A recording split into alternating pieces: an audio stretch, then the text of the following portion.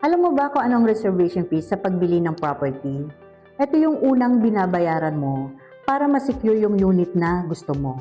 For example, meron kang nagustuhang condo unit. So kapag nagbayad ka ng reservation fee, hindi na siya pwedeng ibenta pa sa iba. Nakapangalan na siya sa iyo. Usually, deductible na po ito sa total price ng property na kinuha mo. Pero take note, most of the time, non-refundable po siya.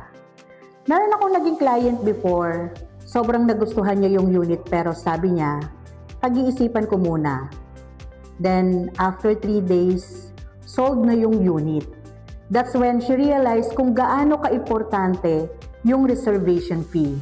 Because once you pay it, lock na po yung price niya, lock ang unit, and lock na ang opportunity. So, yung reservation fee po natin is not just a payment. It's your official claim to a premium address. Once settled na, the property removed from the market and prepare na po ito para sa'yo.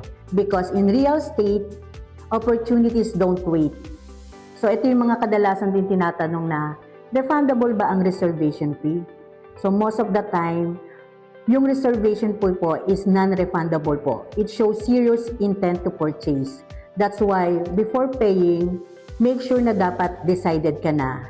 Review the computation and understand the payment terms. And need help understanding the process? I'll guide you step by step. Lesson, kapag sure ka na, secure it.